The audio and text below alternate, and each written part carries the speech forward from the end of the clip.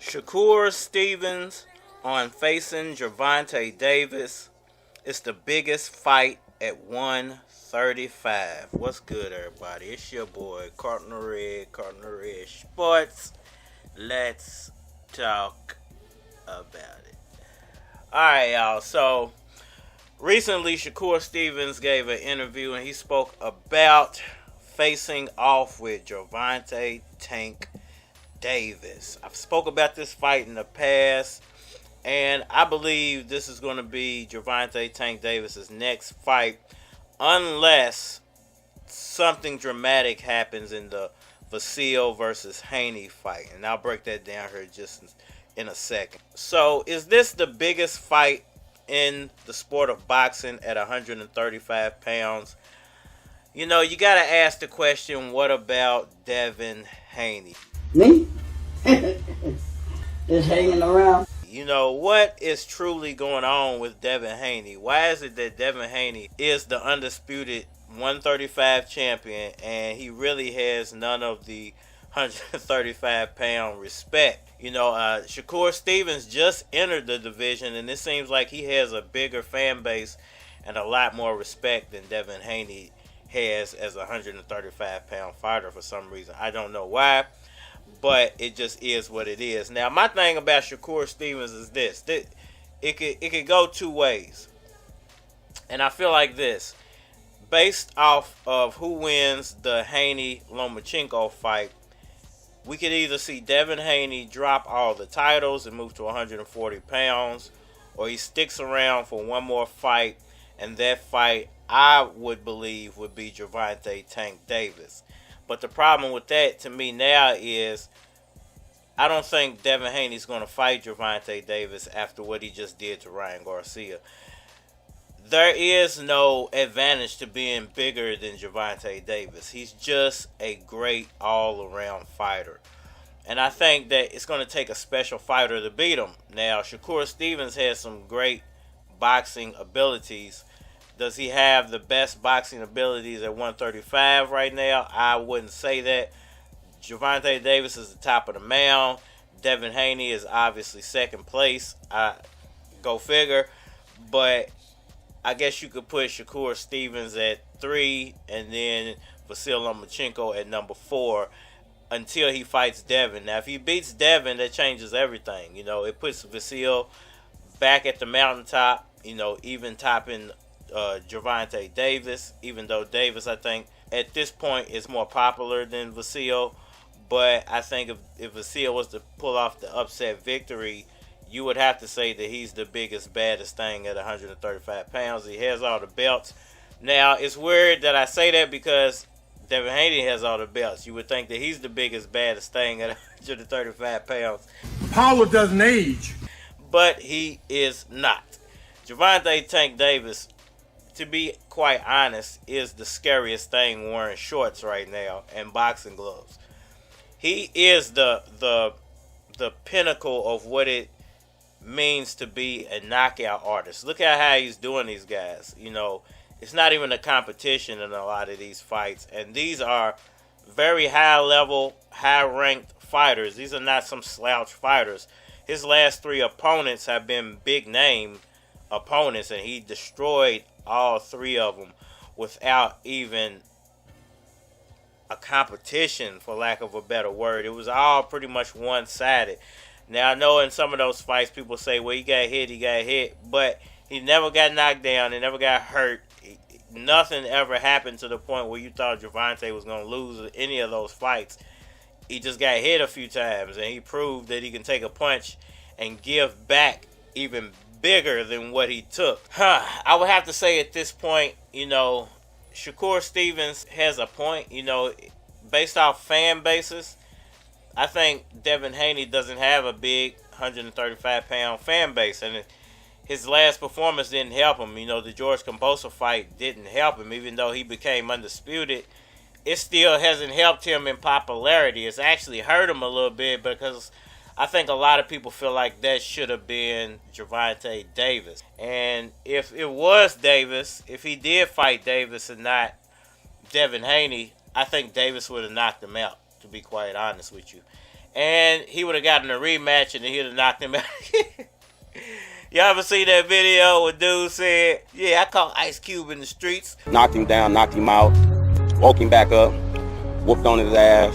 Knocked him out, beat on him, woke him up, beat on him some more. That's exactly what would have happened if Devin Haney wouldn't have fought George Kambosos, and George Kambosos would have fought Gervonta Tank Davis. He would have knocked him out, woke him up, beat on him some more, put him back to sleep, and just walked out with all the titles. So, I think it's just a matter of time, and I felt like at first that Gervonta Davis would leave the division, but I think based off his just demolishing of Ryan Garcia, I don't think he's going to leave as quick as Devin's going to try to leave. I think Devin's going to try to get up through and not have to fight Gervonta. I think Gervonta is going to stick around for another year just to have the titles, because he hasn't had the titles yet. So just to get the titles, get a fight or two with the titles, say you defended the titles, and then move to 140, most likely end up fighting either Devin Haney or Josh Taylor, depending on how quick, all this happens. If Devin leaves, drops the titles, most likely he'll fight Josh Taylor right away when he enters 140 pounds. It's not going to be like no hesitation. It's going to be him versus Taylor for all the marbles. If he beats Taylor, he'll most likely campaign at 140 for a little while. Taylor will most likely move up to 147 pounds and try to fight like a Crawford, someone along those lines, maybe Odanius Ugaz, someone along those lines. And I think that Gervonta Davis, he'll stick there once again for a year or so, fight, maybe, it depends, because I think if Devin does drop the titles and doesn't fight Gervonta, you're most likely going to see Gervonta and Shakur get it on for all the marbles. But the thing about that is, who does he fight after Shakur? Does he stay there for another fight, pretty much a nobody, fight Loma, but Loma would have already gotten beat by Devin. Is there a point in fighting Loma at that point, or do you stick around and wait for a younger guy just to come up and get a good name so you can fight him for all the titles, or do you just stick around, beat Shakur, and fight a bunch of nobodies just because you can beat them? I think there's a bunch of roads and a bunch of different scenarios this could go off into, but most likely what will happen is I don't see Devin Haney sticking around 135 pounds after the Vasyl Lomachenko fight. Definitely, if he loses, he's not going to stick around. If he wins, he's not going to stick around, because if he wins, then he got to fight Tank. No doubts about it, and Tank doesn't have to go through Shakur to get to him. He can go straight to Devin. He should be next up for those titles. And I think instead of him sticking around to fight Tank and possibly get knocked off, he probably feels more comfortable at 140 pounds and feels like he can work 140 better than he can 135. So more than likely, he's going to beat Vasyl. He's going to leave the division, drop the titles. Gervonta is going to get all those titles. Or him and Shakur are going to fight for all those titles. Most likely, Gervonta will drop those titles immediately after he gets them and move to 140 pounds. And if he beats Shakur, he's probably going to move to 140 pounds. So the stacked division, the new stacked division is going to be 140, and I think 135 is going to get left to the young guns. You know what I'm saying? Y'all let me know what y'all think about all that down in the comment section below. Hit that like button for me if you agree. If you disagree, go ahead and hit the dislike. It really don't matter. Just to show that you was in here and you participated within the conversation. If you want to collabo, hit my Gmail. That's flockofcards@gmail.com. Holler at me on all social media platforms. That's Facebook, that's Instagram, that's YouTube, that's Twitter. But you are more than likely to get a response if you holler at me on the tube. So get at me on YouTube. And we are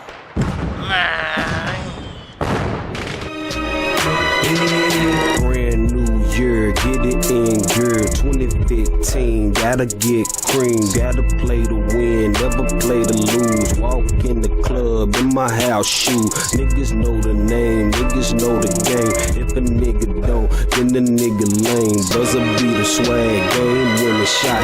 Damn, I'm so cold, damn, I'm so hot, and you're so not. Here's some advice, hating Lucas keys, nigga think twice. I don't take lives, I just take wives. Make her take pipe, get my cake right. In the daylight, still I shine bright. Fuck a 5 mics, fuck a dime like, what's my name? I don't got a trap, I just got a flow. When you hear a verse, you can smell the dro, you can smell the snow, you can smell the hoe. She smell like a rose, she took off her clothes. Everybody knows this is how it goes. You ain't got the dough, then you gotta owe. If you gotta owe, you think it's droll. Pull it up, bitch. I feel like I'm that nigga. I feel like I'm the shit. I feel like all the